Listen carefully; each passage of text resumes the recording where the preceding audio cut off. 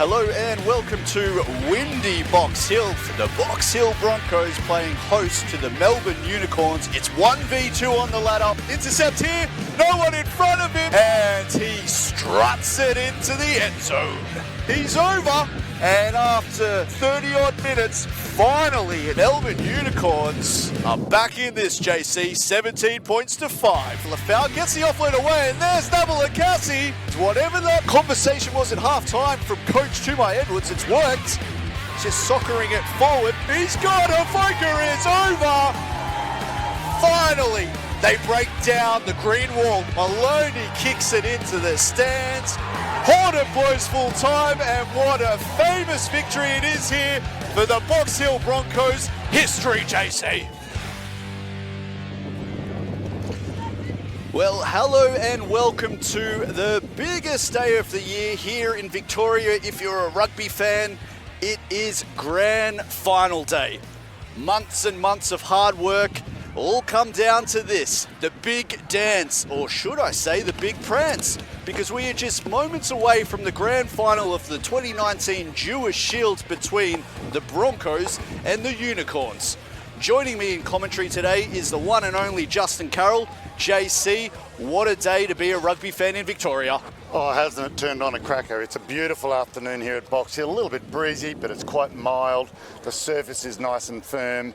We're expecting an open game of rugby. We've got a massive crowd that are all coming over from the other grand finals that were just completed, and it's all building up now to the 2:45 kickoff for what has been really a fantastic Dewar Shield season, particularly amongst these top three teams between Melbourne, Quins and Box Hill.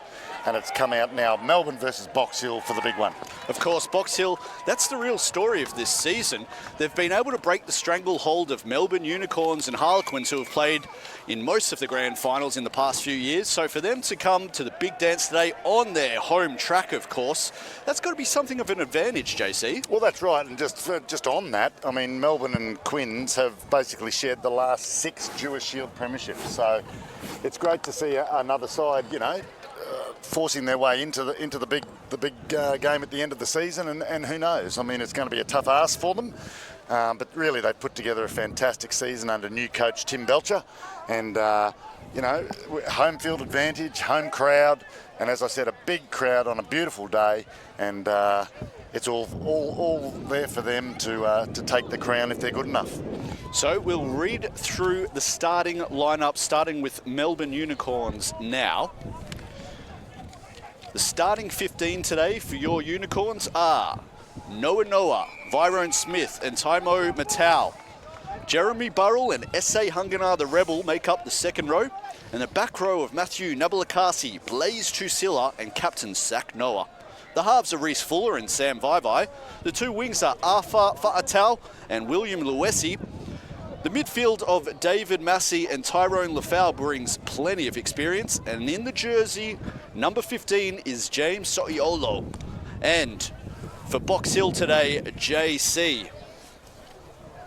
Yeah, well, Box Hill are lucky enough that they've gone through a number of weeks now fairly unchanged, but their front row is Palu, Natuku and Wooten. Hokanima and Hafoka make up the locks. Tamani, Logan and Baliovu the number 8. Motto and Maloney make up the halves, and on the wings we've got Loco and Ukulele. In the centres, Farmasili and Apuni, and at fullback we have Alex Healy. So as I said, not many changes over the last few weeks for Box Hill, nor really for Melbourne. So they're both fairly settled sides. The only big difference, of course, is that Melbourne had last week off. That's right, and as we just saw in the premiership final there, when Brimbank, the minor premiers who had the last week off as well, got done, of course, by Eltham, sometimes that week off can actually stall your momentum somewhat. Well, it can sometimes, and there's the argument that says, well, niggling injuries and things like that, and 2 weeks to prepare for the big game is a positive. Others like to continue routine and what they've been doing all season, training twice a week and just turning up to play on Saturday. So, there's arguments on both sides of the coin for that, but here we are. We're a few minutes away now from kickoff, so all that conversation and discussion can come at a later time. It's just down to two teams now and who wants it most and who can execute the best on the day. Some interesting conditions today out here at Box Hill. Currently sitting at 17 degrees. Clouds are starting to come over, and there was a forecast of rain towards the end of the match. So it'll be interesting to see if that holds off before the end of the game. There is a very, very strong breeze blowing away from the camera. So for those of you at home watching on the live stream, there is a very strong breeze pushing towards the hill on the far side of the field. So anyone who puts that ball in the air today, well, it's going to be a very tough day for the two fullbacks, that's for sure. JC, before Box Hill enter the field of play, can you give us a quick prediction on who's going to win today? Oh, that's a tough one. I mean, you know, both of these sides have performed very well throughout the season. Obviously, Melbourne finished on top. They both had a win against each other during the season. Melbourne's final performances have been very, very clinical and efficient. Yet, you know, if you've asked me for a tip, well, my tip today will be Melbourne Unicorns by 10 points. There you go, Unicorns by 10 from JC. And, well, they're looking to go back-to-back, the Unicorns, of course, after triumphing over Harlequins last year in the big dance. Box Hill offering something of a different opponent, a very different style, of course. And one of the things that's been spoken a lot about this year is the style that Coach Tim Belcher has brought to the Broncos. Of course, first-year coach in the Victorian rugby scene, and we've often thought of the Broncos as being a bit of a loose and a wild team who are renowned for throwing the ball around in all areas of the field and being very strong on counter-attack. Not quite the Broncos team we've seen this year, though. No, we've seen a more conservative approach, or I don't know whether conservative's actually the right word. They're just more considered at what they do.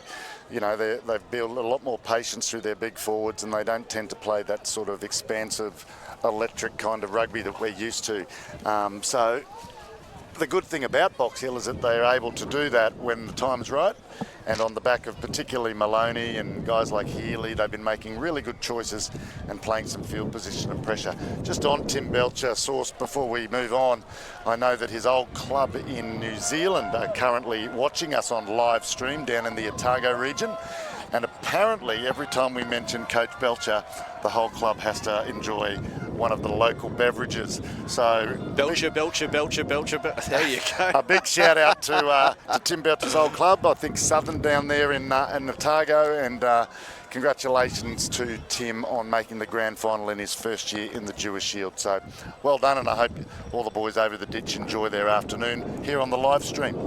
Well, not just over the ditch, but right around the world, JC. I know we've got plenty of people tuning in England, Ireland, a few in Hong Kong, plenty in the islands, Fiji, Samoa, Tonga. New Zealand always have got a lot of viewers there. And as I say that, Box Hill enter the fields, led out by old Father Time himself, Moses Alkanima, playing in his 307th, yes, that's correct, 307th Dewar Shield match. And this comes after a career playing in Auckland. I think he played a test match for Tonga as well.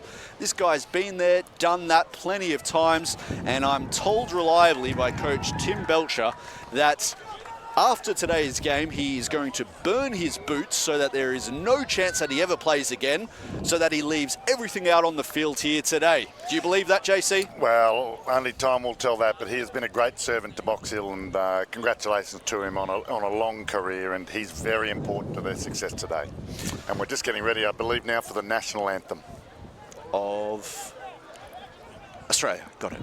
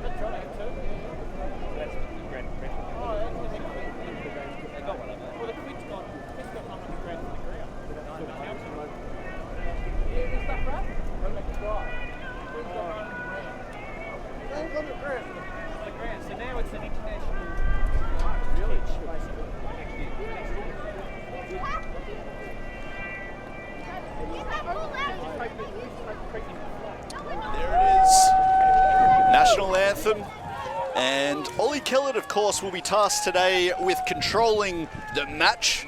So congratulations to Ollie Kellett, named as referee in the 2019 Dewar Shields Grand Final. And it looks as though Melbourne will be running left to right in the green jerseys, and it'll be Box Hill in the blue, red and white striped jerseys on your right of screen.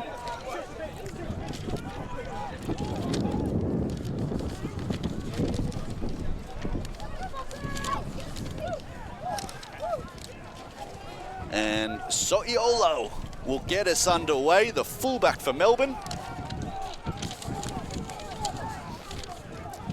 It's a really strong breeze here sourced this afternoon, and there seems to be a front moving in, and it's actually getting stronger. So it's going to be difficult for both of these teams, both in long passing and kicking, and who adjusts to these conditions the best will have a distinct advantage. So So'iolo gets us underway and picks out Michael Maloney, the little boy from Adelaide. Puts it on the right shoe straight away and into the safety of touch. And already, yep, you'll be able to see that breeze, which is moving away from the camera today. Pushing towards the hill, so the kickers will have to be very mindful of that. First line out of the day for Tyrone Smith. And Matau sidles up and whispers the call to him.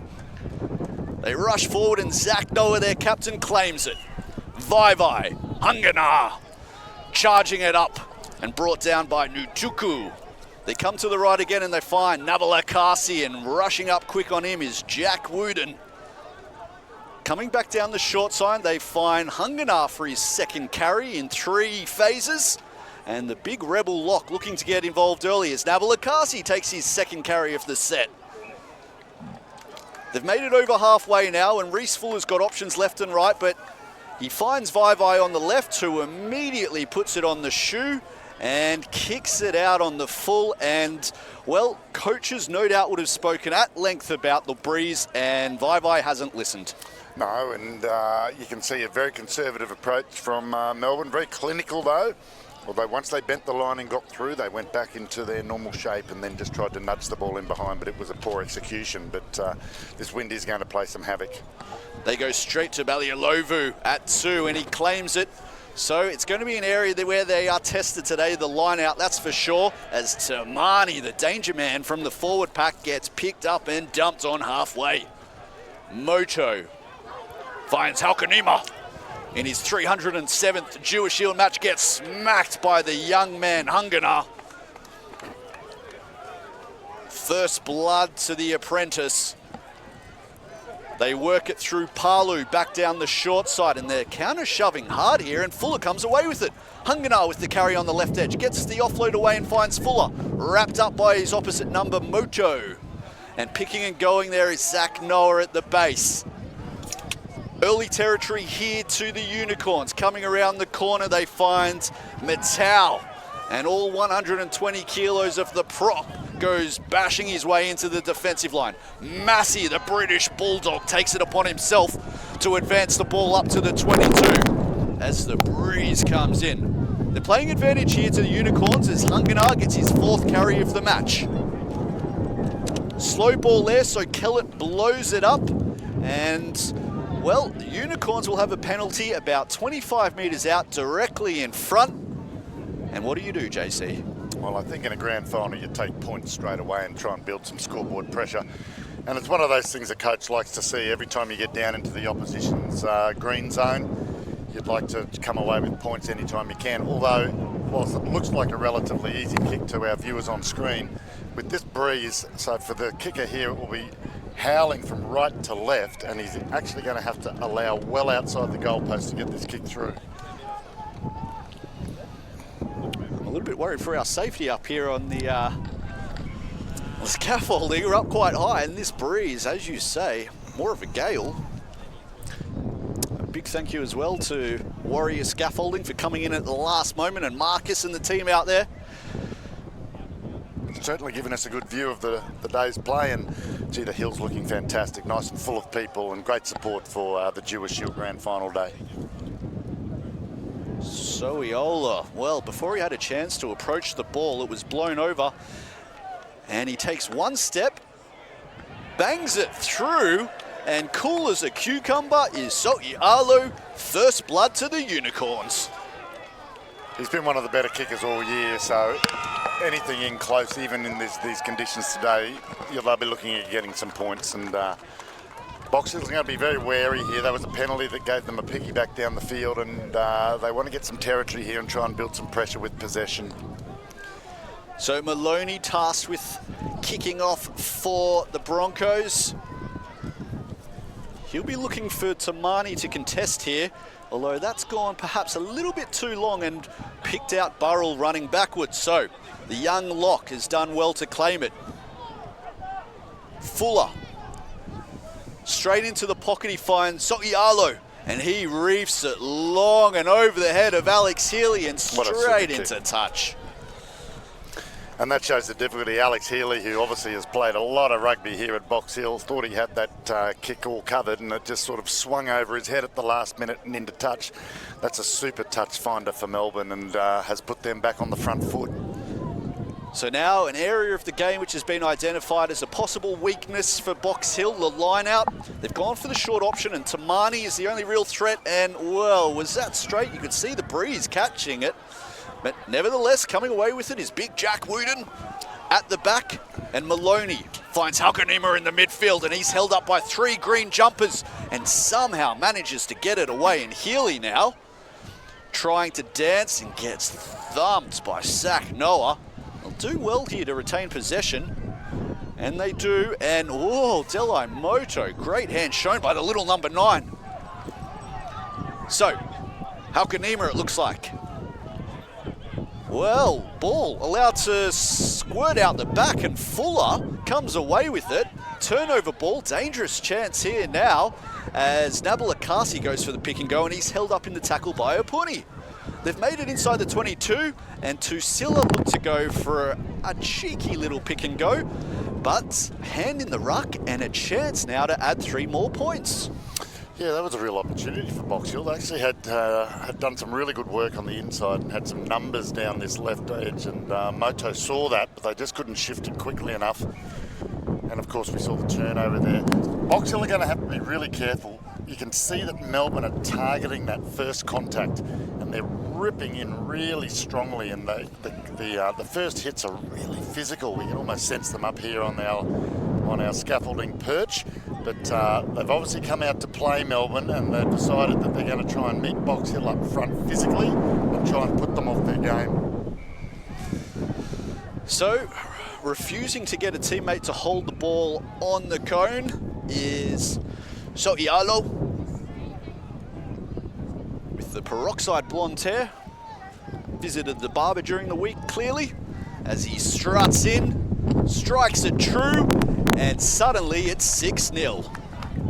And again, Coach Tumai Edwards would be very happy with 2 visits into the green zone, coming away with points on both occasions. So, you know, neither side have actually played a lot of rugby yet, but there's Melbourne 6-0 on the scoreboard, and all of a sudden Box Hill are starting to feel a little bit of scoreboard pressure. Yep, flexing their muscle early, the Unicorns, showing all of that grand final experience that they've had in recent years as Maloney goes long, and he's picked out So'ialo. Will he go straight into touch? A low trajectory kick goes out just near halfway, and a chance again to attack the line out of Box Hill in what is terrible conditions to throw in if you're a hooker. Yeah, there's no doubt. The breeze has actually picked up probably 10 to 15 kilometres an hour in the last 20 minutes. And it's really going to test the skills of these hookers throwing the ball into the line out. Naituku, is he up to the challenge? No, he's not, because Burrell pinches it at 2. Fuller comes away with it, and there's the first line out steal of the game as Matau brushes off one would-be tackler. Fuller going down the short side, quick hands, and they find Faatau. All 130 kilos of him goes bang over the top of Healy. Tried the offload, but it's picked off. And hats off to Alex Healy. He did a fantastic job of not letting go of the big winger. That's right. And Fa'atau was one of the danger men we highlighted during the week in our preview of this grand final, and he almost got away then, but no fear from the young fullback from Box Hill, and Fa'atau ended up standing into touch. Take two for Naituku. Pinched again. They got a hand to it, but it looks like a very good job at the back from Tamani. After, I think it was Saknoa got a hand to it. Somehow they come away with it. Havoka on the switch line. Just short of the 40 they are. So Moto uses his shoe to get the ball to the base of the ruck, and Maloney puts it high. Here's the first real test for Fa'atau.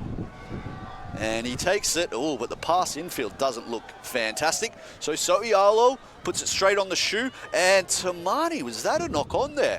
Allowed to play on, so they were guarding that touchline very closely, so very keen not to allow the ball to go into touch and force them to have a line out.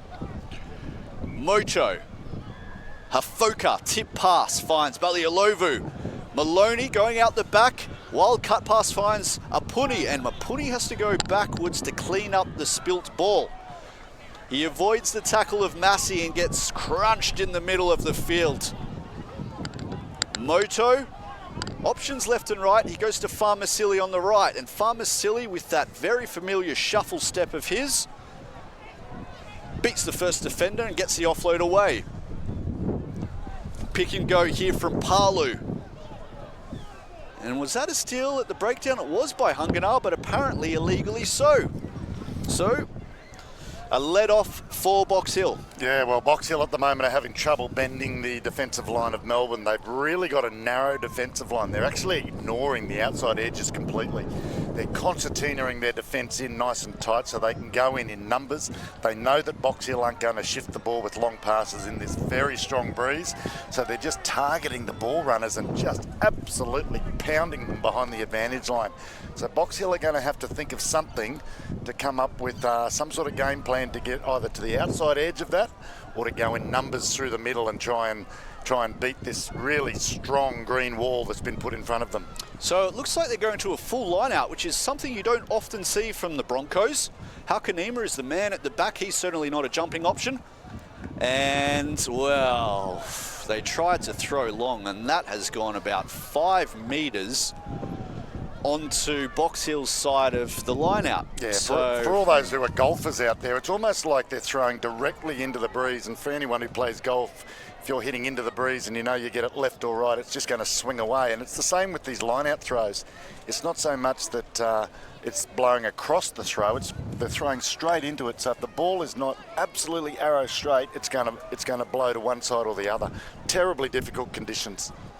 So 2 line-out mishaps already from the Broncos. It's an area they're going to have to address today if they're going to be successful. Scrum time certainly will be a lot closer, I suspect. In what you've seen so far this season, is there a forward pack who has the advantage, JC? Yeah, but they're not playing. So these two sides will actually, neither of them were the best scrummaging side of the competition. But Box Hill, I think, you'd think coming into the game would feel that they had an ascendancy. Look, both sides are just going to want to get stable ball from their scrum more than anything else today so that they can launch an attack rather than dominate through getting penalties at scrum time. Although we're going to see one now. Well, the first penalty at scrum time goes to Box Hill, and we know how important that is because it does paint a picture for the referee. And that's an early win for the Broncos and gives Maloney an opportunity to bang it into touch and advance his team inside the opposition 22. Yeah, I'm a little actually surprised that they've gone to the line out, knowing the troubles they've had so early. So it's going to be interesting to see if the Unicorns actually contest deep in their defensive end. But you'd think they might have a crack at this to try and upset the line out of Box Hill. Well, they won't want to let Naituku get into his rhythm today, so I wouldn't be shocked if they contest this one rather than sit on their heels and try to sack the maul. Burrell's gone up, and they've done an incredibly good job of beating Burrell in the air. You don't see that happen too often. So now they can start the maul. It's at the back there, and it looks like old man Halkanima has it under his right arm. And wouldn't the crowd go delirious if Halkanima can get over? And they're appealing for it. Kellett consulting the assistant referee here.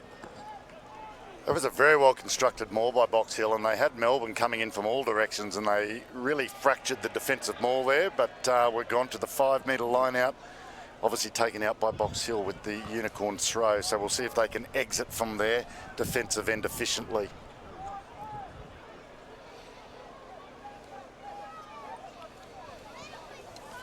So they're going to call it, looks like a short line out here, I fancy, as Blaze Tusila. Well, yes, he and Hunganar are going to loiter in the back line for the Unicorns, and, well, they wanted to go quickly there, and eventually they find Burrell at 4. They work it to, Tusila bounces off his shoulder, and harassed back over the line is one of the Unicorns' forwards. That'll be a 5 metre scrum to the Broncos. It will, and what an opportunity this will be after that last scrum and the penalty to the Melbourne against the Melbourne Unicorns. So if Box Hill can hold their shape here and keep some pressure under this scrum, the Unicorns could be under the pump here. So they've got Balialovu at the back, and if they do get that ascendancy you talked about out front with the likes of Palu, Naituku and Wooden, he may be tempted to just keep it at his feet and try to march over the chalk. And of course, we also know the other threat, Delai Moto, little number 9. And as I say that, interestingly, they've moved So'ialo over to the short side to guard him, just in case he darts out to the right, Moto. Strong. Moto. Working into Farmasili, and he gets picked up by Massey in the middle of the field. Moto looks for Balialovu coming around the corner, and the big man taken down by his opposite number, Sak Noah. They come for the counter shove to Lafau and Luesi. Unsuccessful on this occasion, so they'll look for Palu. And Palu gets chopped down by the British Bulldog. Dave Massey, take a bow. And that's just not the way that Box Hill are going to get through at the moment. They've got to be a little bit more creative than that. I thought that they had some real options going back to the other side and trying to change the point of attack. But just coming around the corner and running into this green wall is not going to get them anywhere at this stage. And Melbourne, as I said, have really muscled up for this grand final here this afternoon, and they're well aware of the power of the Box Hill pack and are prepared to meet them head on. You're absolutely right. We did chat earlier about the fact that the entire Unicorns backline weighs over 100 kilos, with the exception of little number 9, Reece Fuller. And if you're going to break them down, it's hard to imagine you can do it by running over the top of them. So, scrum here for Fuller to put in. Unicorns 10 metres out from their own line, and here comes Luesi running straight at Maloney, and the little man's up to the talons on this occasion. So he'll be targeted a lot today. They use that to get on the front foot before finding Vai, who puts it on the right shoe.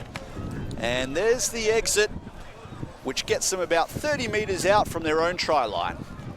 But already we're seeing that tactic, getting the big wings, trying to match up against the smaller number 10 from Box Hill, JC. Yeah, and young Maloney knew that that was coming, and look, he's a brave footballer, and he's shown himself this year to be one of the standout players at the Dewar Shield. He's not going to shirk the defence, he's just going to go low, and they've just got to make sure they got the second defender ready to wrap up over the top. Naituku. Well, dirty ball, they're trying to maul it, but brought down pretty quickly. It's a win nevertheless, and that's all they can ask for today, Box Hill, in these terrible conditions. The pass, you saw it there to Hafoko. It only had to travel 5 metres, and it got caught in the wind and hit his back shoulder. Halkanima sniffing around the fringes. They come left and find Balialovu. Puts his head down and tries to run underneath Tyrone Smith. Moto. Maloney picks it up off his shoelaces, bounces off that left foot and is brought down. Strong over the ball is Vai. I think there's a turnover here from Tusila. There is. Chance to counter-attack. And Nailati Ukulele did a good job of trying to steal it back for Box Hill, but unsuccessfully. So, So'ialo puts it straight on the shoe, picks out Healy. Healy returns the favour, picks out Fa'atau, and they might be tempted to run. Nope. Playing it safe, and Sam Vai puts it out on the full for the second time today. Another win to Box Hill in the kicking duel, knowing obviously the local conditions. But I think that Box Hill are going to have to come up with something a little bit different. They like the broken play, and because the ball's coming so slowly from phase play for Box Hill at the moment, they're not getting any opportunity to bend the line or some second phase play really quickly, and that's playing right into Melbourne's hands. They go to Tamani. And Tamani takes it down and pokes his nose through that line-out wall and makes it up to the 22. Mocho working it into the middle of the field, and they find Hafoka, who, well, spilt the beans. So it'll be a scrum put into the Unicorns. Yeah, they just need a little bit of footwork at contact. They're just actually running, or what we call T-boning, straight into these big Melbourne Unicorn forwards or defensive line, and they're just eating that up at the moment, and they're putting pressure on the ball, and there we see the easy turnover there. So Box Hill just have to think about the way they're going about it. They haven't really settled yet with ball in hand at all, and the first team to do that, we haven't really seen an attacking raid from either side. So you can see how deep Alex Healy is standing. Alex Healy, the fullback for Box Hill, is standing on his own 22. That's how worried they are about the wind. So Will fires out straight up Maloney, brushes him aside, and is only just brought down by Farmasili. Gets them on the front foot, which is what they're after, so that Reese Fuller can kick without much pressure put on him. That's a tester for Ukulele, and Ukulele does incredibly well to take it and avoid the first offender. And Nabila Kasi got a hand in there, ripped it free, but Havoka was there to clean up. Mochu, Palu crunching it up, and he's lost it in contact, but not releasing the tackle player, so there'll be a penalty for the Broncos and an opportunity to level the scores if they so choose. Well, sorry, 6-0, so opportunity to get on the scoreboard, I should say. Yeah, that's right. And again, you can see that Melbourne Unicorns are trying to put pressure on the ball of the ball carrier every time they go into contact. So with Maloney having a shot for goal here, it gives everybody a chance to take a bit of breath. But as I said before, nobody's actually put any attacking phase play together. It's a very defence-orientated game. The battle for territory is just occurring through a kicking game, and we actually haven't seen a lot of rugby played. Just looking at Box Hill, after their first 2 lineouts, they've actually been successful in maintaining possession on their last 3 lineouts. So that's an improvement on the start of the game for them. And if they can maintain some possession from set-piece ball, then they'll stay right within this game. But it's just such an arm wrestle at the moment, and like the temperature's dropping, the wind's picking up, and it's getting darker and darker here as some sort of weather front closes in. But we hope it stays away until the end of the game. Maloney had the distance, but pushes it out to the right, so the scores will remain 6-0 in favour of the men from Toorak.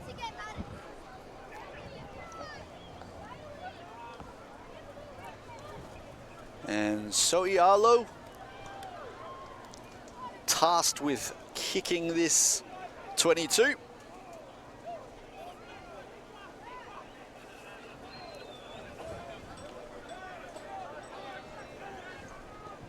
Goes long, straight down the throat of Halkanima.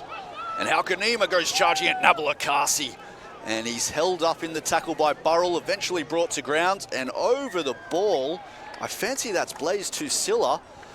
Well, illegally so. Mocho goes quickly, and you don't want to give him space. He gets it just short of the 22, and they go to the right through Hafoka. And Hafoka brushes off one. Moto not happy with Vaivai's angle of entry at the ruck, and they go to Tamani. Tamani looking for the offload. Holding up in the tackle. Great job there by Virone Smith. Eventually Box Hill get it to ground though, so Healy goes to acting half as Tamani takes his second carry off the set, and they knock him back well behind the A-line, and they're going backwards here, Box Hill.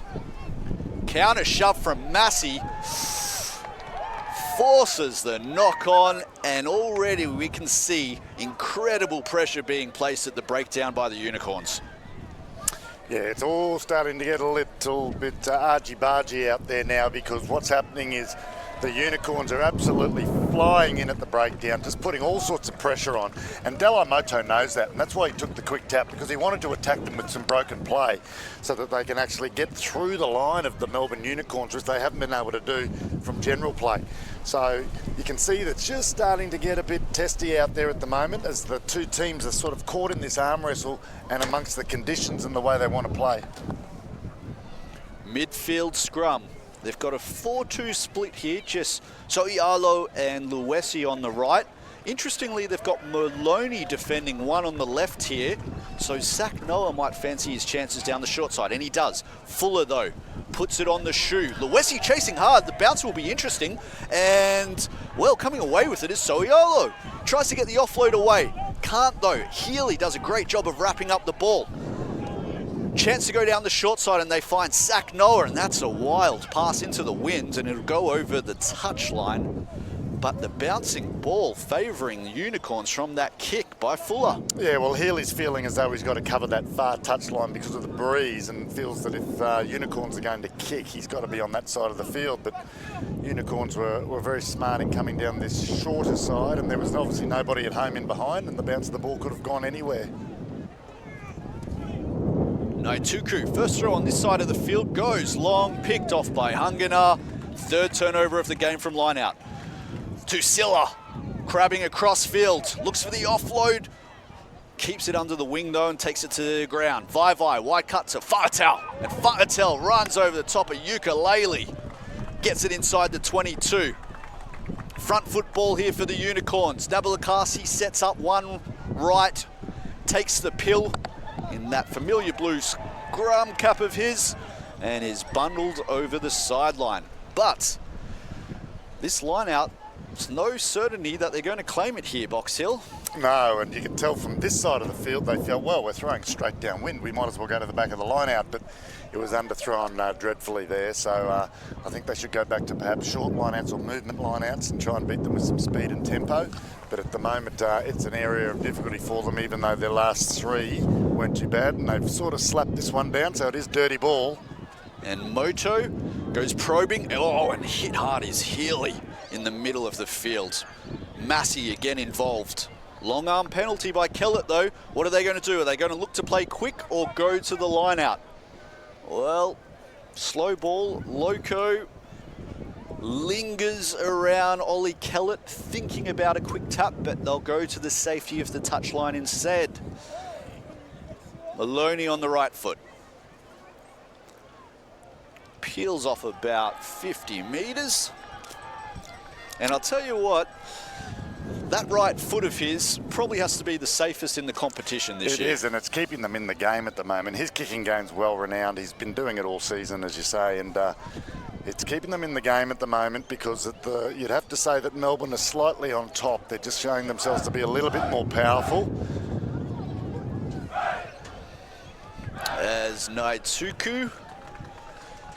Well, Burrell got a hand to it, but it was a knock-on. They came away with it, but, yeah, skimming the fingertips of Burrell, so they'll get a let off there, and thankfully for Box Hill, it'll be a scrum instead of another line-out. And the forward pack just having a bit of a chat before they march towards this. What would they be talking about, JC? Oh, well, I think they're talking about concentrating at this scrum to make sure they get good set-piece ball so that they can actually start to play some football. Everything's been a bit scrappy from Box Hill up until now, and they'll be really keen through Maloney and, trying to get the ball to Puni and Famasili to try and make some ground through midfield and try and get the ball to the edges where they got some strike. Well, Ukulele, he's one of the strike weapons of Box Hill, loitering behind Maloney. And, well, with the poor pass it was, they're trying to play well behind the A-line there, and Healy gets knocked back about 5 metres behind where the scrum was set.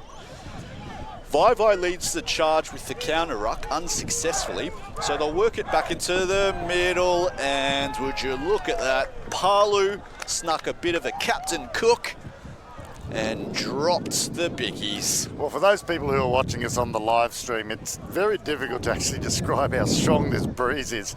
We're up quite high here. We'd probably be up, 4 or 5 metres, or 3 or 4 metres, and the wind is actually howling, and to actually pass the ball with any length and certainty is really difficult here today.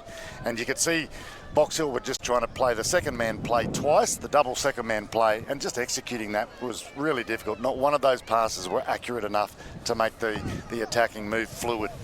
So, setting up with a 4-2 split as they did last time. Last time, Zach Noah peeled to the right, linked up with Fuller, and they put it on the shoe.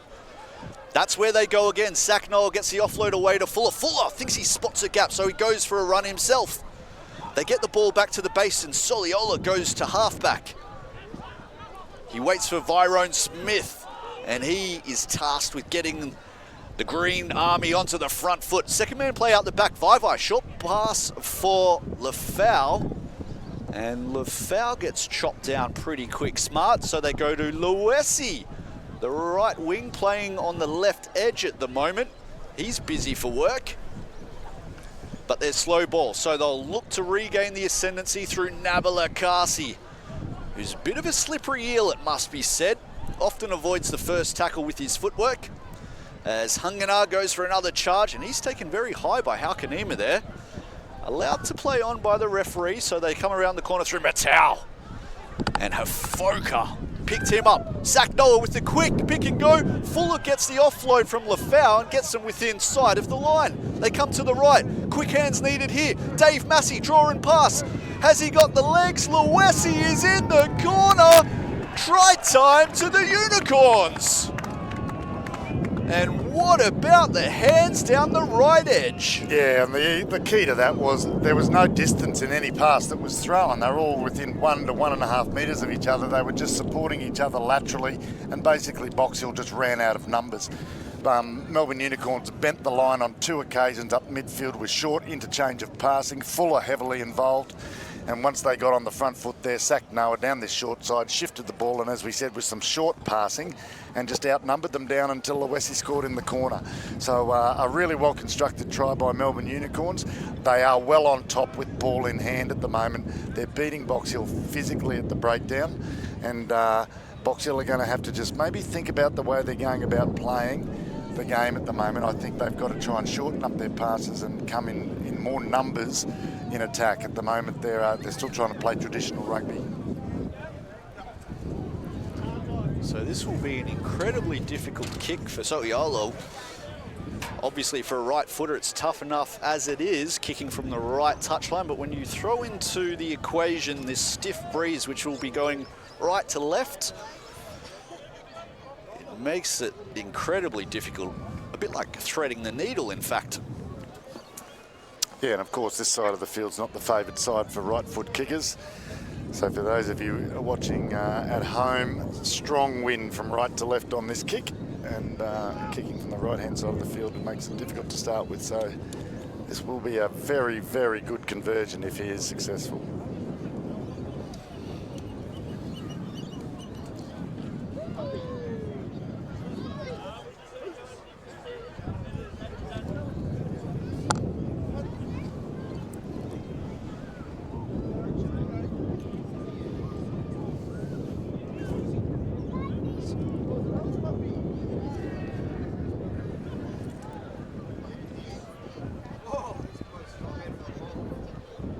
So'iolo struts in. Oh, and off the upright and in. That's a fantastic conversion by So'iolo, and he's threaded the needle, that's for sure. He certainly has, and that's given Box Hill a very, very good lead now. And Melbourne Unicorns a very, very good lead, and Box Hill are going to have to be careful here. If Melbourne score next, it becomes a really difficult task for the rest of the afternoon. Maloney to get us underway again. Straight on the head of Jeremy Burrell, and showing all of his experience as a former AFL player, I'm told. Plucking it out of the air. Fuller goes to the skies, and this will be a real tester for Ukulele, the small wing, and they've managed to win it back, but brushed it out over the sideline, have the Unicorns. So it'll be a line out, and another chance for Naituku to address the ghosts of lineouts past. Well, with about 8 or 9 minutes left until half-time, as I just mentioned, it's really important that Box Hill build some pressure here and get some points. They've just got to get some points before half-time and not obviously let any more in from the Unicorns, just to get some confidence moving forward. That's a good win by Tamani at the front. I think it was Fezi Balialovu. Oh, it was a Balialovu. So, yeah, it seems like the matchup they've started to play now is Balialovu with 2 on Burrell, and they're just trying to take him on head-to-head. Race to the skies as Halkanima peels away and is hit by Matau on the fringe of that maul. Slow ball here. Balialovu, the original line-out winner. given the task of trying to get them on the front foot as Maloney gets a terrible pass on his back shoulder and has to go for a bit of a dance himself. Delai thinks he sees something on the short side, so he goes that way with Naituku. And they're playing with that right touch line there. Ukulele sealing it off at the base. Balialovu getting heavily involved in this first half. Laying it back for Moto. Maloney. Well, Farmasili wasn't sure if he was trying to run a switch play or keep him on the overs. Matters little as they run away with it, and Loco gets a chance to try to put a number on Lafau. They're held up on the left edge here, and very slow coming across to help out Moto at the forwards. And Palu took an eternity to get within passing distance, and inspired by that, the men in green go for the counter shove. Moto now. Well, look how wide these forwards are standing. That's not going to help the passing game of the little number 9. And rushing up quick is the midfield defence of the Unicorns. He puts it to the skies. Soialo underneath it. Did he call mark? Yes, he did. So we'll come back for the penalty advantage and a chance to get on the scoreboard for the Broncos. Yeah, I think Maloney will probably step up here and take a shot for goals directly in front, about 35 metres out. Even though under these conditions it's still going to be very difficult, but it's important that Box Hill, as I mentioned, get on the scoreboard just to give them a bit of confidence and feel that they're not completely out of this game. Look, they're battling hard. They just not seem to be getting any momentum in what they do. Everything seems to be slow and stunted and somewhat clunky at the moment, which is a little bit unlike what we've seen from Box Hill over the last few weeks. They've been very clinical in what they do, and when they pulled the trigger, they've been really quite good at it. So, with a bit of luck for Box Hill, Maloney will put this one over, and that'll make it 13-3 with a couple of minutes going into half-time. But then they're going to have to be really careful not to give Unicorns an advantage just before half-time. Well, it does make it tough for them to get over the A-line when that first pass from the number 9 to the forwards is travelling 10-12 metres through the air. Not working hard enough, the forwards, to get close to little Delai Moto. As Maloney stares down the sticks. Punches it low, hard and true. And there's the first points of the 29 Dewar Shield Grand Final for the Broncos, and finally gives something for the crowd to get excited about. Yeah, the big crowd on the hill really enjoyed that, and as I said, that's the first points for Box Hill for this afternoon. Now they have to be really careful with this kick-off and make sure they maintain possession and exit well so that they don't find themselves under pressure from the Unicorns.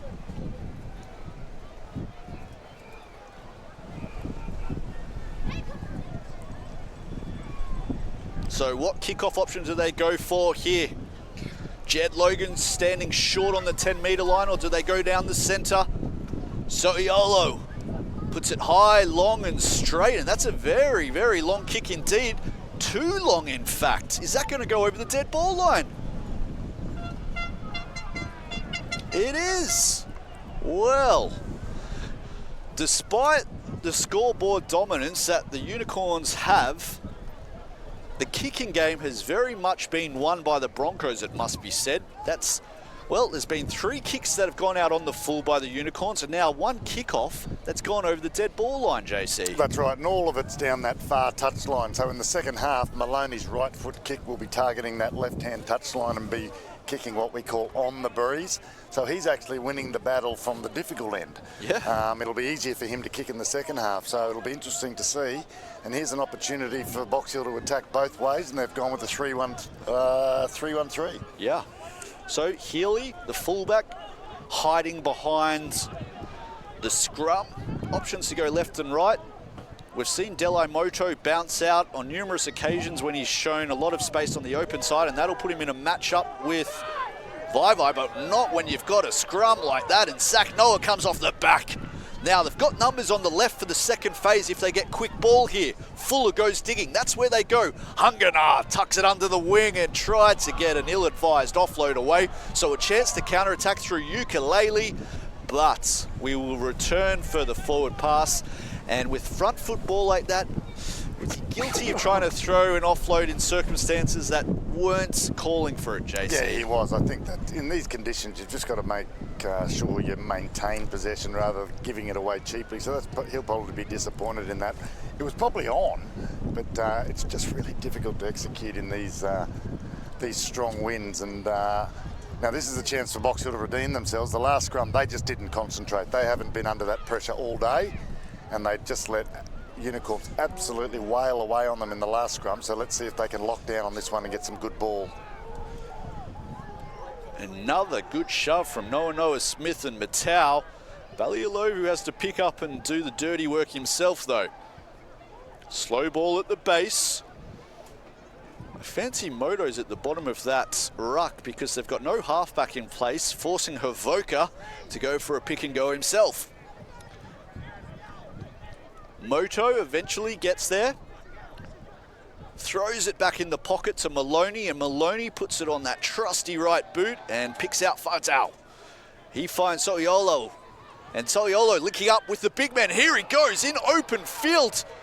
Fatau brushing off 1-2. Soliolo puts it on the shoe, chasing hard is Vaivai. Can Vaivai get there first? Sockers it forward. Vaivai with the dive, and Vaivai is over, and the Unicorns have turned defence into attack, and what a counter raid that was. Yeah, and didn't we mention during the week in our preview, we mentioned Fa'atau and the danger he provided down that left-hand side, and he linked up so well with Sotiolo there down the left-hand side, created the 2-on-1, and away he went. And for such a big man, he's got so much speed, ball back inside, and smart thinking to put the ball on the shoe, and it sat up nicely for the try.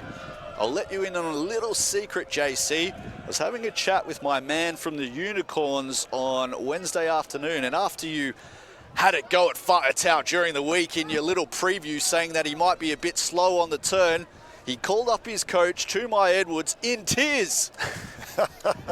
In tears. Well, and said he was going to prove you wrong. And he said, and I quote, "I'm going to have the best game of the season just to prove that," I won't use the word he said, just to prove that bloke wrong. Well, and he was fired up. Well, that's good. I mean, he hasn't had to turn and chase a ball yet. So, they haven't used that tactic, Box Hill, because they've been standing really deep to receive the kicks. And They want to take the ball on the front foot. And we just know what a fantastic player he is on the front foot.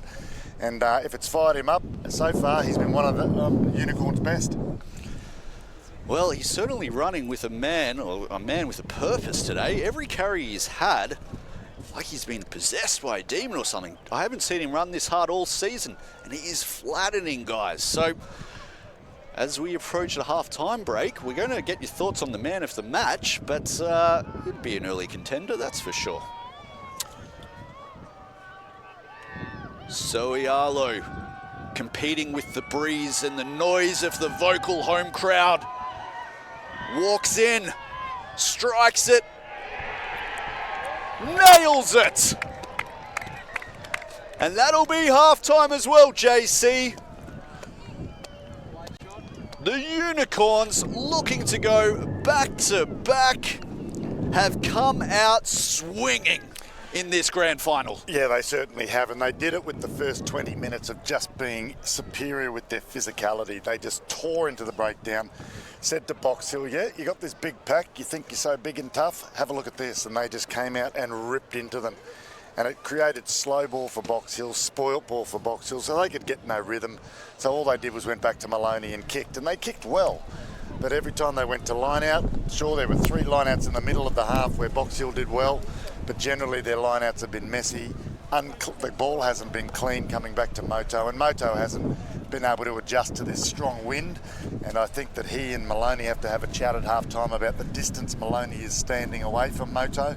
Maloney's got to get the ball in his hands quicker so that they can shift that ball with a little bit more efficiency. But as we were just speaking about regarding Fa'atau and that last try by the Melbourne Unicorns, they're just running with more purpose. Yep. They're getting more pay out of their physical contact, and their post-contact meters are at the moment dominating Box Hill. I'm casting a glance over to the huddle of the Broncos, and I am watching Tim Belcher turn beetroot red here, laying down the law. I've never seen him this animated all season, JC. Yeah, and what he'd be saying, I believe, you know, my guess would be he'd be saying, hang on a minute, we've been the big tough Broncos all year. We've bullied other teams physically, and you're letting the Unicorns, you know, I'll put my coach's hat on, come to our home ground on the biggest day of the year, and you're allowing them to bully us. So when are you going to wake up, and when are you going to match them physically? That's what I think he'd be saying. Turning our attention now to the Unicorns, and it's quite a different story here. Cool, calm, collected. They've broken up into their mini units already. Looks like the forwards and the backs.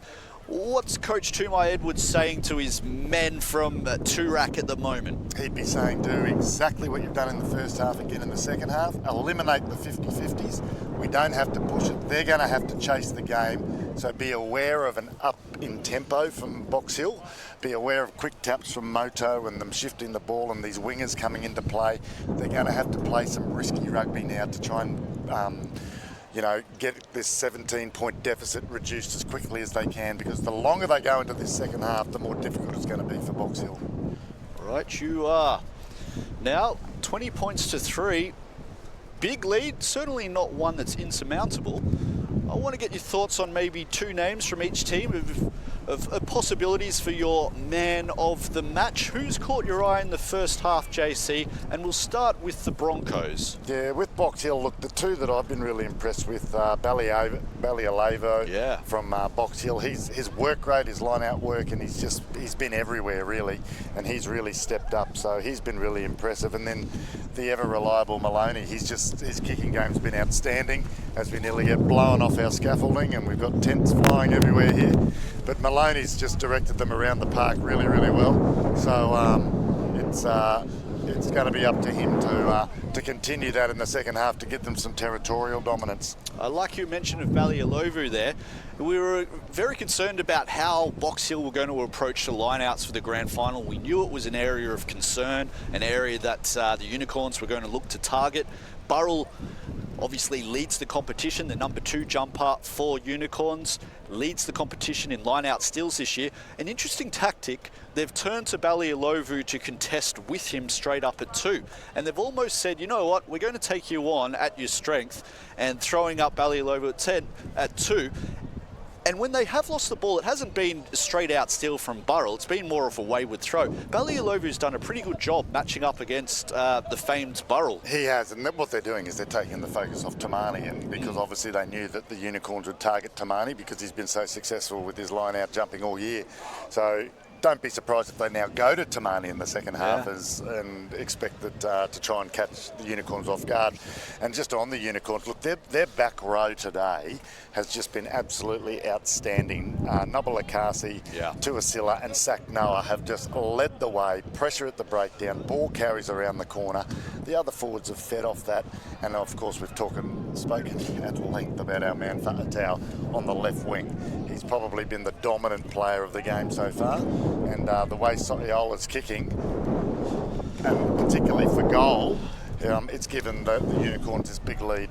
Well, Fa'atau's form will certainly give Coach Tumai Edwards something to think about. If you take a look at the bench for the Melbourne Unicorns, they've actually got 2 out-and-out wingers on their bench, which is quite rare. They've got Schwolger and Matai on the bench, and typically because you've got 2 wingers on the bench, we don't often see Luesi and Fa'atau play a full 80 minutes. But with Fa'atau in this sort of form, they might not be tempted to look to the bench at all.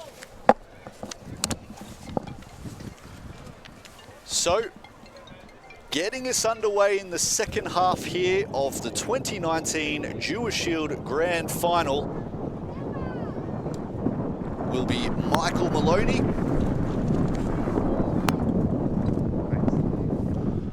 Ollie Kellett addresses the captains, make sure they're happy. And we're underway in the second half. Short they go, and Burrell, safe as a house, under the high ball, wins it easy for the Unicorns. He finds his captain, Sack Noah, one off the ruck, and they get it up to the 10-metre line. Full of shapes for a box, and that's where he goes. Underneath it is Haukanima, and he has to come forward there and evade the tackle of Luesi. Eventually hit by Tassila, one of those back rowers you touched on. And to Silla, well, incorrect entry at the breakdown appears to be the signal. And we've just been sorry, Sauce, we've just been informed Big Moses is now in number 18. So he doesn't have a twin brother. He's now wearing number 18, changed at halftime. Well, they've failed to find touch with the penalty kick, JC. What a cardinal sin that is. So, chance to counter-attack. Maloney, take 2, puts it on the right boot, and this time picks out Luesi. Luesi, not known for his kicking game, so he's going to go for a run instead. And he runs straight at Maloney, and Maloney is equal to the task. Flooding the breakdown of the forwards from Box Hill, and what a flood it is. Luesi guilty of not releasing, and the Broncos will have a penalty.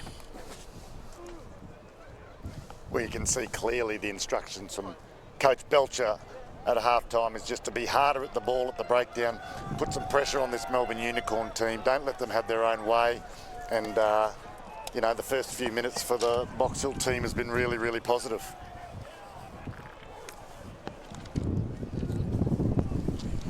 Naituku under a mountain of pressure this game with his line-out throwing. Still a very stiff breeze blowing in the direction of the hill behind him. Balialovu fakes it 2, gets up on the second attempt and fumbles it but regathers. So they're able to set up a train, and it looks like Halkanema at the back and Loco, the winger, comes in to join. So they've got 9 men in that maul, and they're peeling to the left, and it's brought down eventually about 5 yards short of the line. Hafoka at the back picks up and is wrapped up immediately by Hungana. This has been a real feature of their game under coach Tim Belcher, keeping it tight within the forwards, which wasn't traditionally how the Broncos like to play. Halkanema at the back in jersey 18 now. Goes to the left. Hafoka trying to get involved again. Will he go himself or offload to Tamani? He offloads and they're up quickly on Tamani to Silla. Shuts him down before he has a chance to get those legs pumping. Balialovu now rolls up the sleeves. Long arm penalty. Will they go quickly? Moto, you got to watch out for him this close alone. Moto running over Burrell. He's over the line, held up though. They work the ball to the back. Hafoka, he's got one hand on it. Wooten straight up his backside, trying to push him over the line. Virone Smith underneath it. Palu at the back now. Slow to come out for the Broncos. Sideways goes Balialovu, and the backs have to tidy up the breakdown, but they've lost about 2 yards on the play. Palu with the pick and go to the left, and this green wall answering every question that's asked of them at the moment. Balialovu with his third carry of the set. Strong over the ball, it appears to be Solialo. Thought he had a play on it there. And Virone Smith making a real nuisance of himself there. So finally they go to the backs, and Maloney holding it in one hand. They're now about 8 yards short, so they're losing meters here. The men from Box Hill. They go to the left, and Loco tries to put a number on Luesi. And the crazy feet of Loco unsuccessful on this occasion. So Hafoka goes the more direct option, wins the ball, and Nabalakasi comes through the side and is penalised. And will Kellett be tempted to show a card? Well, that's 3 down in the attacking zone now, so he's probably going to have a word. There's an escalation now of illegalities from the Unicorns under desperation in defence. And that's 3 times. But gee, their line speed has been outstanding close to the line. They're not giving Box Hill the chance to breathe, which you think, you know, a tip pass or a 2-pass shift could be on the cards here for Box Hill, but they're just continuing their pick and bash and their crash and bash, which Melbourne Unicorns are going to really enjoy now. Sacknow has brought the team in here after the chat with referee Kellett, which makes me think pretty clearly that he's been given last warning. So the next penalty down here, you'd probably see a Unicorns player spend 10 minutes sitting on the bench. So are we going to go to the line, a scrum? Will Maloney try to take the 3? Can they afford to just score 3 points and 3 points only from here, JC? No, I don't think so, because I think the Melbourne Unicorns are going to score again. So they really need to get 7 points here and get a bit of momentum, really, rather than just sort of, plugging a hole with a 3-pointer. They need more than that, and they're going to the line out now. They're going to back Balialovu at the front again, I think. Or don't be surprised if they go to Tamani here as a shock weapon. Surprised they haven't gone for the scrum? Under pressure in the back half of the first half, and also this line speed defence from Melbourne has got them a little bit shaken at the moment. They go to 2 and it's an overthrow, but Hafoka, fortunately there, is picking up the crumbs. Halkanima with the pick and go now. They're about 3 yards short. Are they going to play with a little bit more width, or are they going to keep it amongst the forwards? Balialovu uses Jed Logan over the top of him to try to inch him closer to the line. They'll be looking for a penalty here from the Unicorns, of course. Palu goes to the left. Naituku at the base, but Moto wants it. Moto finds Halkanima and they rush up quickly on him and shut him down before he has a chance to get the legs moving. Hafoka back to the right. Hungana tries to rip the ball clean unsuccessfully. They go pick and go to the left. Jed Logan with the clean out. Looks like Naituku on this occasion is desperately short.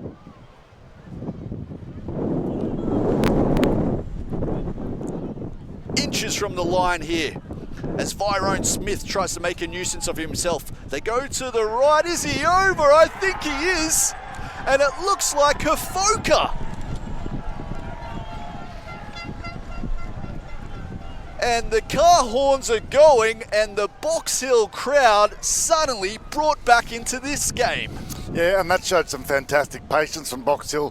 One of the things there is they knew that the Melbourne Unicorns couldn't infringe in desperation, so they had to be a little bit careful following the warning from Ollie Kellett to the captain before that try that they couldn't infringe. Another penalty, they would have been down to 14 men, so they just kept at it, and eventually Hafoka powered his way over with his big long reach. So it's a real plus for the Box Hill side, and now at 20 points to 8, and if Maloney could slot this in 20 points to 10, it'll be game on.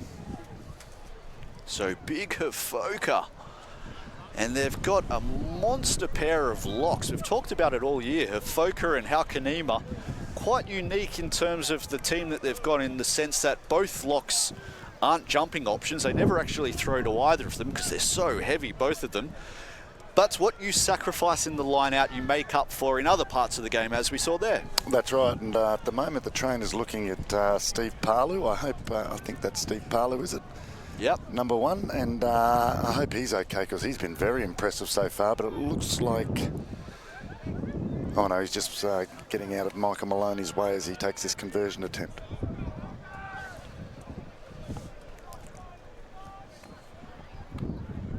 Maloney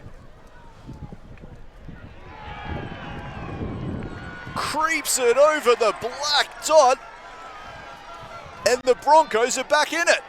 They are at 20 points to 10. That's exactly what they needed. They didn't want the Unicorns to score first in the second half. They've now got the points on the board. The body language will change, and they just have to be really careful that they exit efficiently here from this kickoff.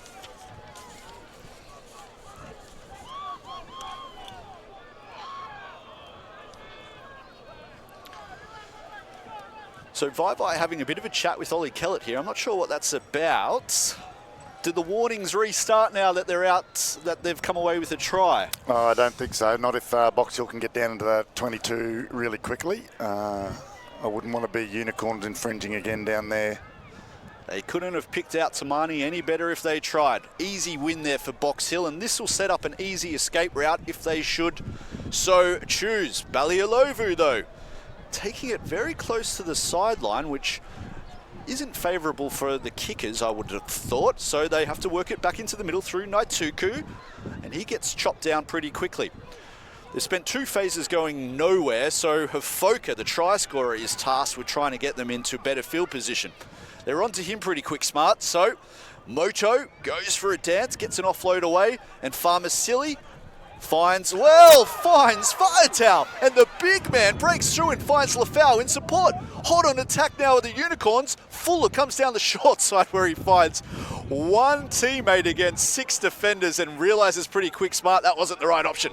The British Bulldog Dave Massey putting his hand up for some work. He's 5 yards short of the line and full of running.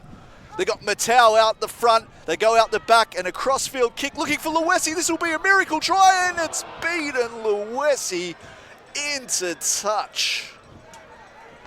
But penalty advantage here was being played for the Unicorns, and I just wonder when Fuller went down the short side and he had one attacker on 6 defenders, if he'd gone the other way, there must have been an overlap. There must have been, but that was unlucky for Maloney. They had a 3-on-1 here down this right-hand edge, and it just executing that final pass. They'd actually done some really good offload work in close to create the overlap, and they just couldn't quite get that final pass to stick, and the intercept, of course, changed all that momentum. And there we were thinking they were going to exit clearly following scoring the points, and now they're under big pressure.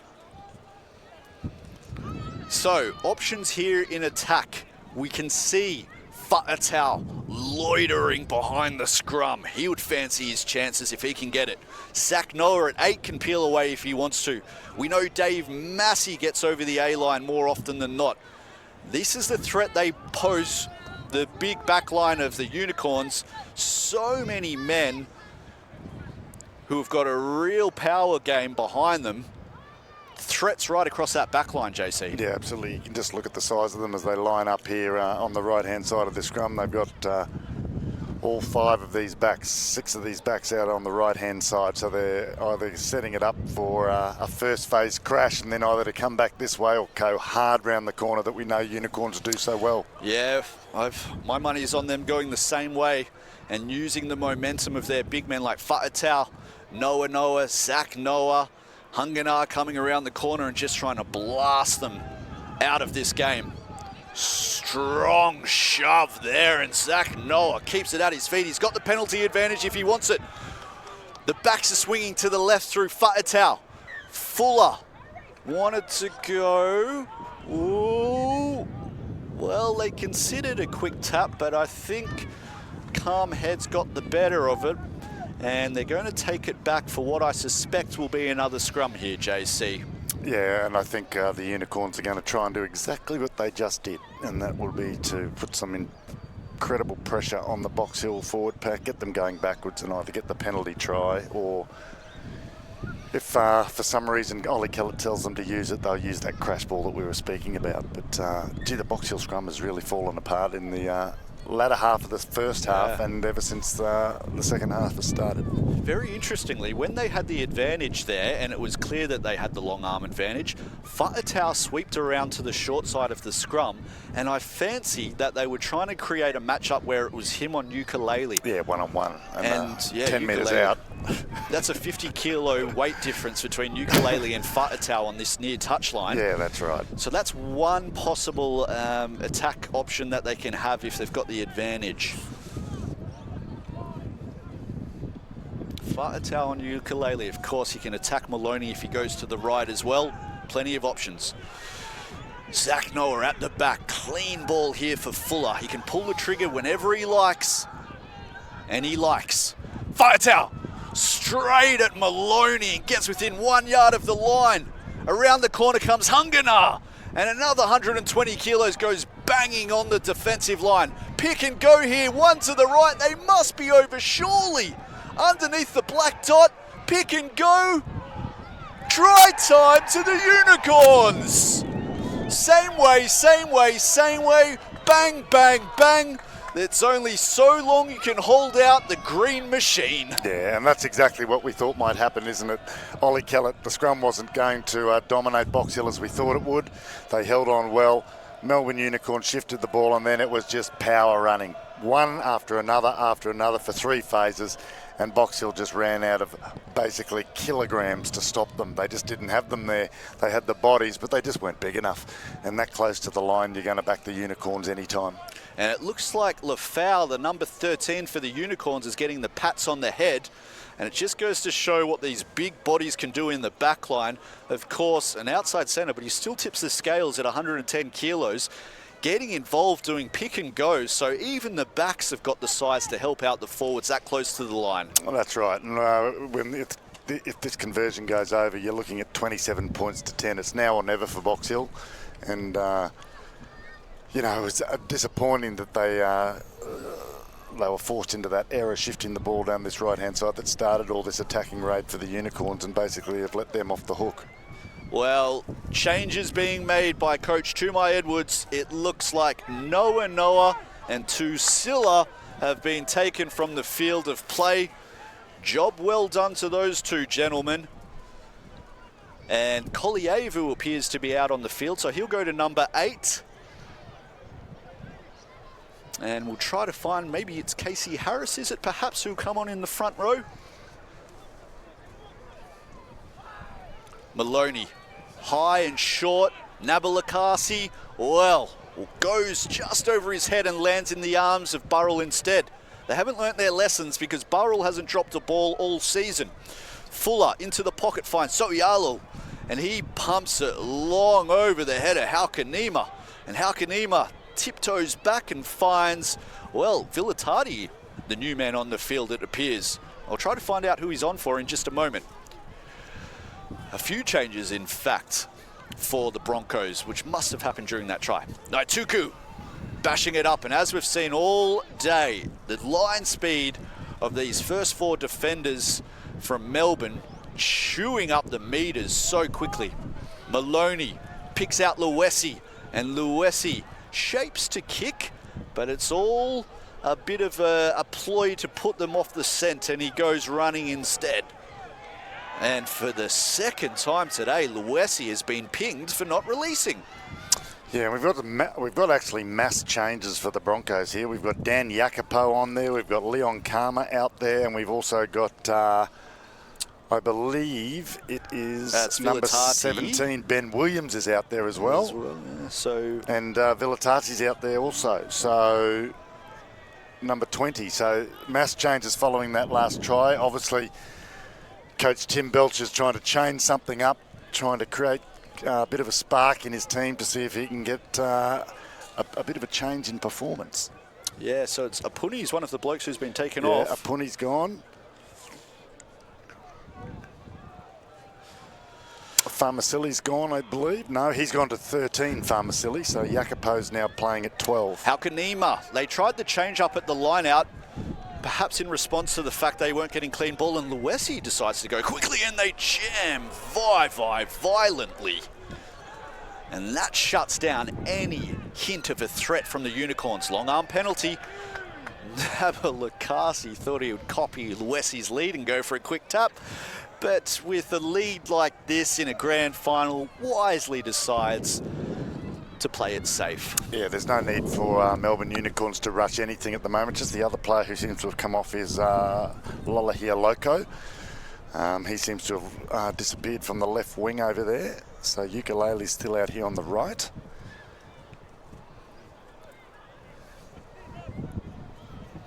Is that, yeah, Latu Hoi.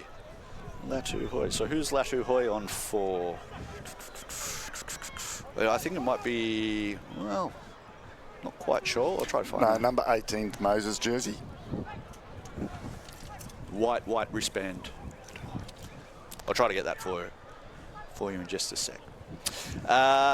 They come to the front. Zach Noah, easy win. Vai looks inside and finds Luesi, and Luesi avoids the shoulder of Halkanima, which is quite a fortunate thing for him because we know Halkanima can hit.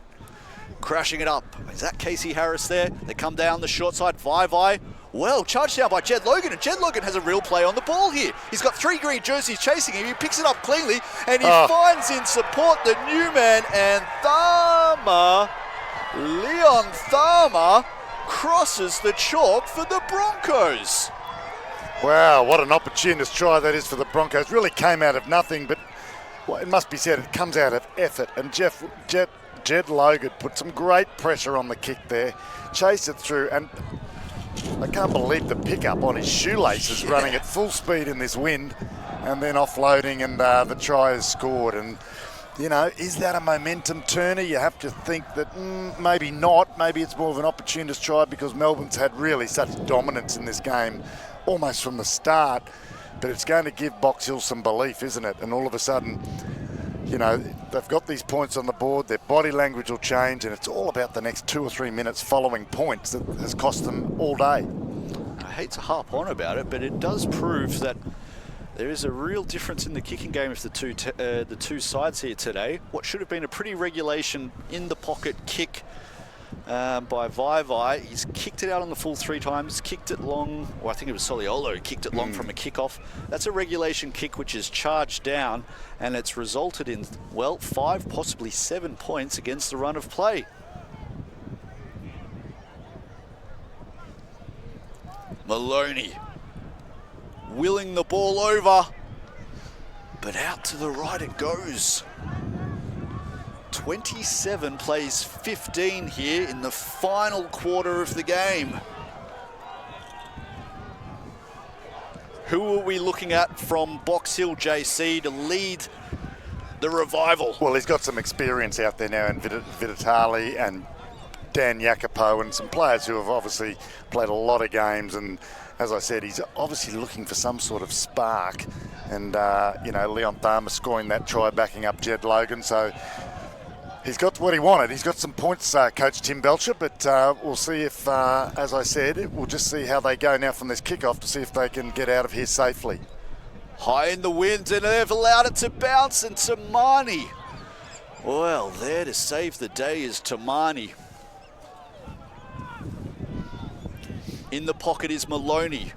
He puts it on the right shoe, goes for the spiral kick, and that's going to be allowed to bounce. And S.A. Hungana, well, threw a pass which really caught Soliolo off guard, and I'm not sure if he needed to throw that. It was an attempt at a sort of cheeky little counter-attack switch, but gee, the Melbourne Unicorn defensive line is so narrow that basically 2 passes will get to the outside edge of them. They've just decided they're just going to line speed Box Hill all day. They're still doing it, and that creates a real opportunity if Box Hill can shift quickly or even crossfield kick to their winger. Well, that's a good point you raised, because Fa'atau, the open side winger, standing very flat on this occasion for the Unicorns.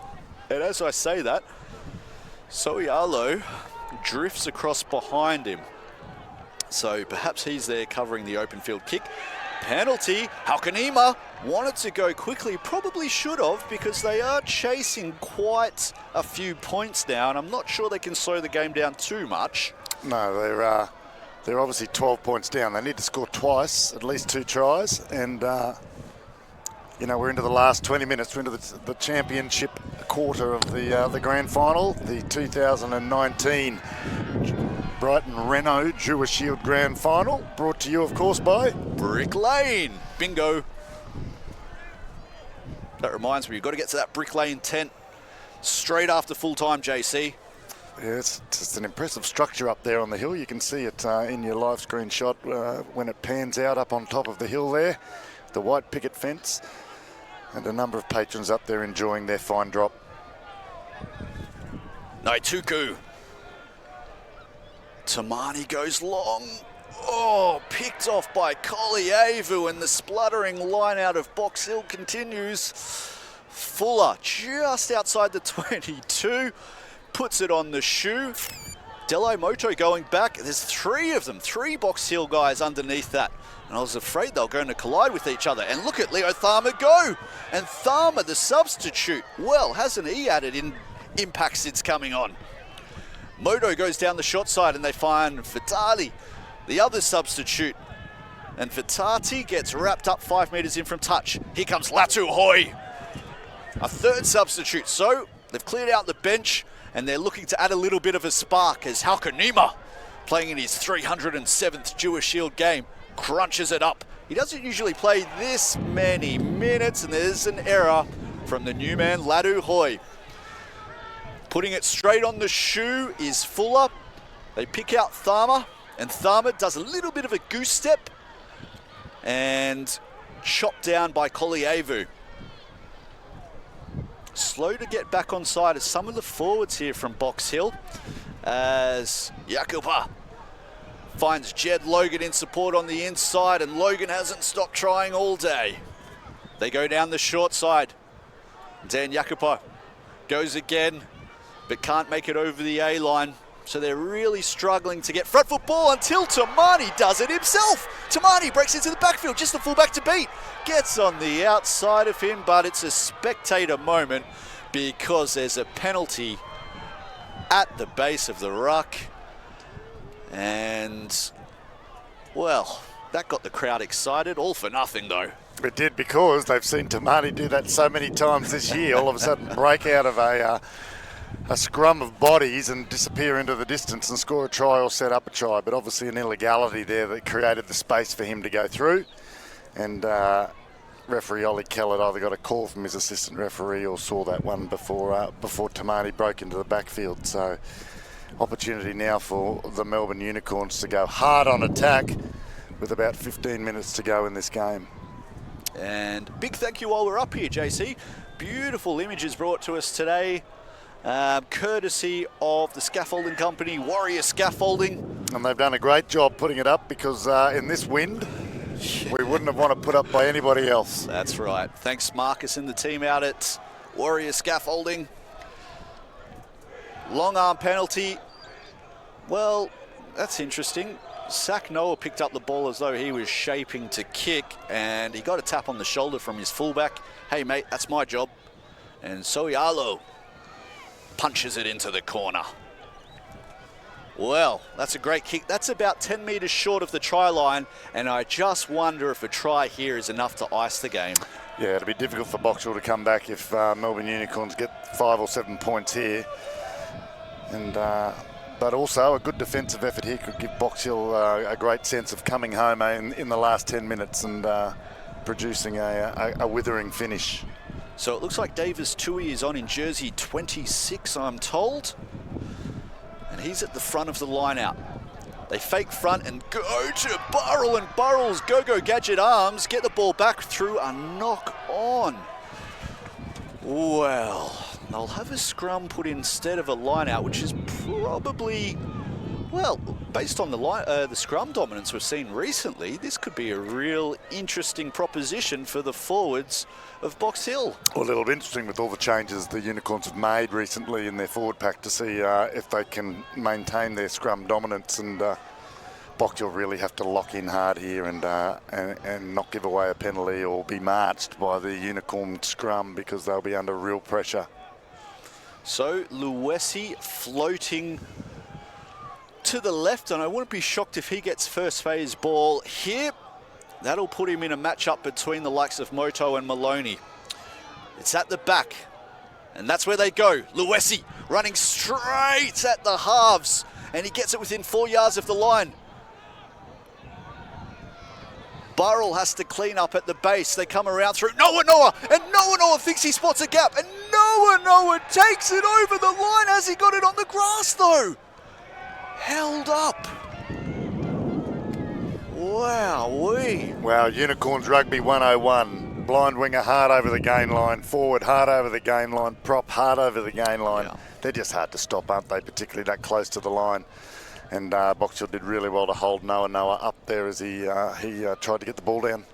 Yeah, it's a familiar pattern we've seen all week, and a pattern you touched on earlier in the week, JC, using the big men, Fa'atau and Luesi on first phase, and then trying to get out of that set piece really quickly, the likes of Noah, all 115 kilos of him, and trying to get his hands on the ball within 2 phases off that set piece. And well, we saw there how dangerous he is when he's got the try line in sight.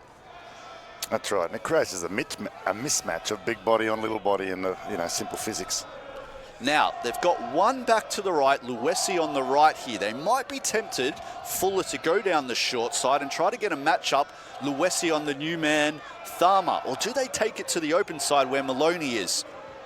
Holding it at the back is Kolievu. They go the short side, and Kolievu, well, they've drawn a knock-on from the back row of Box Hill, so we'll return for the scrum knock-on. But you could see what they're trying to do there. Come to the right there. And they've also got Fa'atau right out here on the touchline, so the Box Hill defence has to keep an eye on him as well, so they can't tighten up too much. Yeah. Otherwise, we all know that Vai is very good at that crossfield kick. So, will they be tempted to go the same way again? Or now that Box Hill know that that's what they're thinking, will they change? And as I say that, they've changed up their formation here, the Unicorns. So they've moved Soialo over, well, is he foxing directly behind the scrum here just to change up the defensive alignment of Box Hill. So as Soialo has gone behind the scrum here for Unicorns, it's forced Maloney to go to the right, the far side of the scrum, I mean, to defend. Kolievu keeps it at the base. They go to Vai. He finds Lafau on the OI line. Lafau gets within 3 yards. Where's the big forward coming around the corner? It's Burrell, and he gets hammered about 3 yards short of the line. There may well be a turnover here. Nope, illegal entry. 27-15, a lead of 12, and they may just be tempted to take the 3 and put it beyond 2 converted tries. Yeah, well, within 10 minutes now, full time. Oh, he's gone quickly. Can you believe it? Oh, Soialo went quickly. Delai Moto slapped it down, and he's probably lucky that Kellett didn't allow it to play on, because that would have been a yellow card offence for sure. Well, referees never like the tap being taken behind their back, so that's almost saved them there, because as you said, Box Hill would have been down to 14, sorry. And too much NRL for you, JC. What's going on? It's all semi-final time and everything, isn't it? What a great time to be a sports lover. Oh, that's right. That's right. So they'll have a scrum. Oh, that's quite an interesting decision. You take the 3, you're out by 15. It means more than 2 converted tries. Is this a grand final decision? Oh, with 8 minutes to go, I think they're backing themselves to dominate this scrum, and they'll get a reward out of this. Faatau sending it first receiver on the right. Kolievu goes himself though and tries to get it the number 10 from Box Hill. Just short. Navalakasi wriggles through and Navalakasi is over. JC, you've picked it. They've kept it in tight. They've asked a lot of questions of this Box Hill defence, and they could only defend for so long. That's right, and they've really just worn them down. And even though Coach Tim Belcher made a number of changes, to try and spark his team up, it had some effect. But really, Melbourne Unicorns have just been too powerful. And even though there is still 6 or 7 minutes to go, the 2019 Dewar Shield will be going back to Paran. Or Toorak for them to have a nice party with tonight, and look, really richly deserved. They came out here to prove a point. They've been physical, they've been hard, they've run hard, and Box Hill unfortunately just haven't been able to go with them today. The power game of Unicorns proving too difficult to stop, and in what was almost a carbon copy of their last try, we saw they played it tight first phase, and they just wait for one of those back rowers to get quick ball on the second phase, pick and go on this occasion. And I'll tell you what, if it wasn't Nabalakasi on phase 2, it would have been Noah or Sack Noah on phase 3 coming around the corner, who would have scored surely. Such is the momentum they're able to generate. And Soialo, well, he'll have an opportunity to extend the lead to 22 points, which puts it beyond 3 converted tries.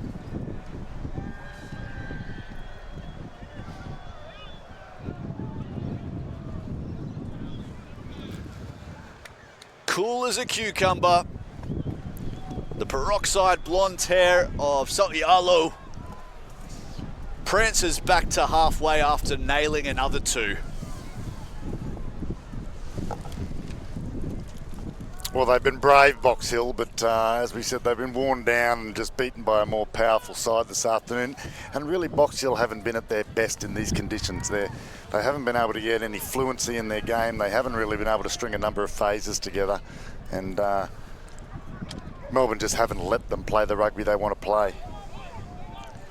Well, Dellavedova with his first touch has made an error. And that's not the type of impact you want to bring when you're a replacement coming on late in a grand final. He played plenty of minutes early in the season in the starting 15, Dellavedova, but late in the season we saw Coach Tumai Edwards start to favour Blaze Tusila a little bit more. Do you see much of a difference in the game those two played? No, and obviously that was just a coach's decision, but Delavadova I thought was very good earlier in the season. Yeah. He was often one of the best players on the park. Big shove here from the Unicorns, and somehow they've got it back, Box Hill. And there goes Haukanema punching it up. Is this his last game of senior rugby ever? And there goes Latu Hoi. Oh, I think he's popped his shoulder out there. One of the Box Hill forwards does not look good yet. Natha Turaga, well, I know he's had dislocated shoulders in the past, and he's in real trouble in backfield. So they're playing quickly anyway. Box Hill allowed to stop, and oh, yep. Turaga, he has a history of dislocated shoulders. He's being tended to by some of his teammates there, and that does not look good. If you're not one for those sorts of injuries, turn away, folks. Well, Jed Logan's gone off while all that was happening on, and he's gone straight into the line out. So I hope he doesn't have to reach up for this one. Well, where's the medic for Box Hill, I wonder? In the Brick Lane Brewing VIP tent, I think. Tamani wins it at 2. They come out the back and working it through Villatati, and the new man knocks it on. Yeah, it just hasn't worked for Box Hill today. A lot of cross-field running there. Someone needed to straighten it up, fix the defender to create some space, but it's just not happening there. I can't believe this. In backfield, they've got Delai Moto popping in the shoulder of Turaga. There's no medic in sight. This is... Well, they've called time off now. This guy needs medical attention, and Ollie Kellett wisely has come over and trying to put an end to this. I think they've managed to pop it back in. And Ladu Hoi is screaming at the bench to send someone out. Yep, here comes the Box Hill medic now, and yep, oh yeah, look away, folks, if you're a bit squirmish, but there's obviously some sort of well-known adjustment here to the right shoulder, and for it to click back in, and he seems fine now, and away we go. Yeah, well, I was with him in Dubai 18 months ago when it first happened. He was playing for the Victorian Sevens team in the Dubai International Sevens, and popped it out on the Friday in the first game of the tournament. And, you know, typically you think surgery, 6 months, come back from a dislocated shoulder. He played with us on the Sunday, 3 days later. These Fijians, mate, they're tough, aren't they? Well, they're doing everything here to almost find that there's something wrong with his shoulder now. And he's done all the sort of movements. He's done all the answering all the questions the physio or the medic's asking of him in front of Ollie Kellett, and now he says, yep, you're good to go. Mate, that's not 100%. I'll tell you what, he didn't put it straight above his head. He was like wincing a little bit as he lifted it up. But good on the young man. He's only 20 years of age, just wants to be a part of the big show. Normally a centre and a winger, and they've got him packing down at number 6 here, it appears. So, you know, he's just a great footballer. A young kid, Turaga, just wants to be a part of the big show. Fuller with the feed. Solid ball here. They find Massey in midfield, and the Bulldog goes straight over the top of Maloney and crunches it up to the 22. Haukanema takes him by the head, gets into the 22. Quick ball around the corner. Now it's Zach Noah's turn to apply the heat. They come around the corner again, and Vaivai runs over the top of Farmer Silly. They're within sight of the try line from just 3 phases. Who now? Hungana, perhaps. Noah gets it within 4 metres of the line. Now they go to his brother, Zach Noah, and Zach Noah pokes his nose through the defensive line. Long arm penalty blown, and you can see the power game on display. Massey, Noah, Zach Noah, bang, bang, bang. So hard to stop, JC. Yeah, and they've got a fatigued Box Hill in front of them now, and they're coming home with a wet sail. They know the grand final is theirs. They know that they're the 2019 Dewar Shield champions, and they're really enjoying the last 5 or so minutes out here, and they just want to get another try on the board. And look, to their credit, Box Hill, they've had a fantastic season. They've done their best here today, but as I mentioned a little bit earlier, the Unicorns have just been clinical and just physically too powerful for them. So they're coming into a little bit of a huddle as Kellett addresses Halkanema. Pulling him up for an earlier high shot, I fancy.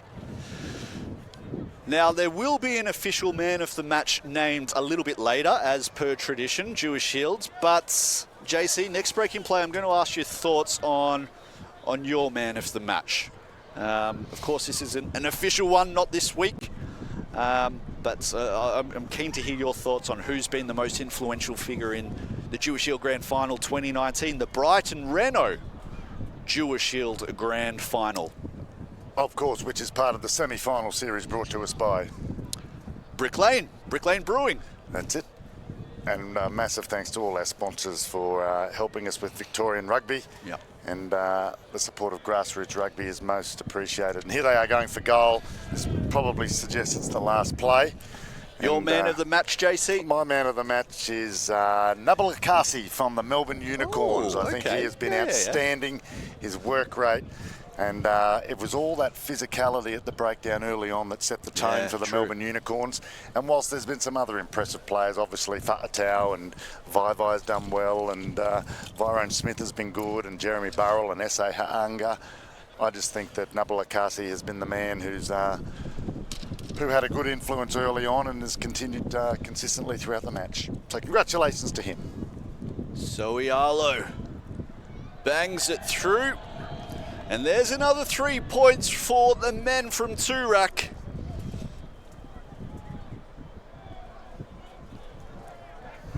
(37-15), and that's probably a really fair reflection on the difference between the two sides today, to be fair. You'd almost say that Melbourne Unicorns have been twice a better side as Box Hill today. Not all season, but definitely today, Unicorns came to play. Burrell under it once again. They keep picking him out and he keeps catching it. So they're keeping it in tight here. The Green Army. Pick and go is the flavour of the day. And looks like Zach Noah has a little bit of a carry there as S.A. Hungana has the ball ripped clean, but will return for the long arm penalty. And Source, first of all, just as we come to this penalty, I have to go and get ready for the official presentations with the official party following this full-time grand final. It's been a pleasure this season working with you here on the live stream, and hopefully we can do it again next year, but I'll leave you to sum up the game and a good call for today's grand final. So thanks, mate. And thank you very much, JC. It's been a pleasure having you in the commentary box this year. We're very lucky to have one of the finest coaches in all of Victoria join us week in, week out here on the Rugby Victoria live stream. Not long to go now. The clock says 83 minutes have elapsed, but of course we are in the hands of Ollie Kellett and his little wristwatch. He's the sole judge of time here, but it can't be too much longer. They've gone for the short line out here and slapped down for Fuller, and Fuller feeds Kolievu in the middle, and he runs at the man with the dislocated shoulder. Turaga in those hot pink bicycle shots of his. They come back down the short side, and there goes Davis Tui, the replacement, bashing it up. Slow for Fuller. He finds Kolievu again to the left, and Kolievu brushes off one, finds Lafau, and they've got Matai loose on the left, the quickest man on the field in jersey 23. He's been a late replacement now, it looks like, for Melbourne. Turnover though, and Ukulele strumming a nice tune on the left edge. Breaks one, breaks two. Ukulele breaks into the backfield. Can he get through another person? Just Matai to beat, and Ukulele brushes off Matai. And he's made it inside the 22. What a run from Ukulele. Numbers on the left if they can go. And Tamani spills the bickies. Well, a bit of afters in the backfield between Hungana and Villatati. I'm not sure what that's about.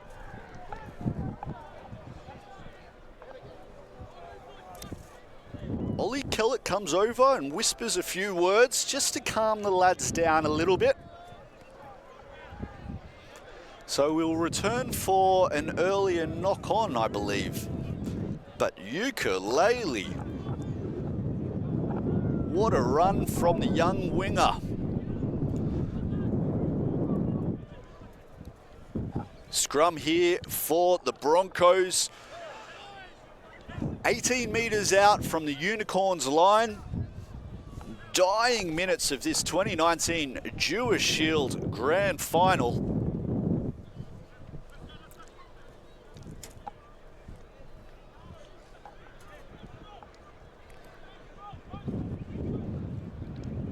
They've had the scrum dominance all second half, have the Unicorns.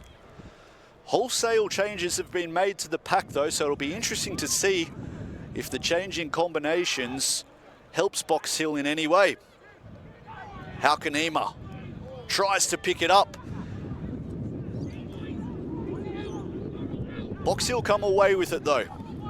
Halkanema picking and going to the left and holding him up beautifully is Davis Tui. And there goes Taraga with the pick and go, and a big clean out from Latu Hoy. They're coming around the corner, keeping it up the jumper at the moment.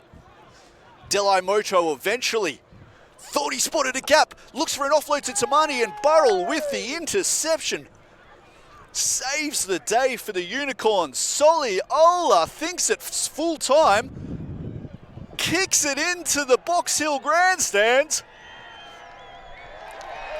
Ollie Kellett blows full time, and they've done it.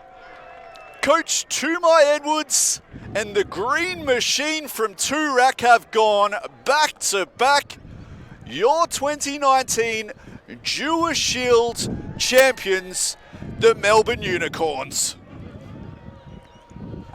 Well done to the Unicorns. Commiserations to Box Hill. They have had a fantastic season, it must be said.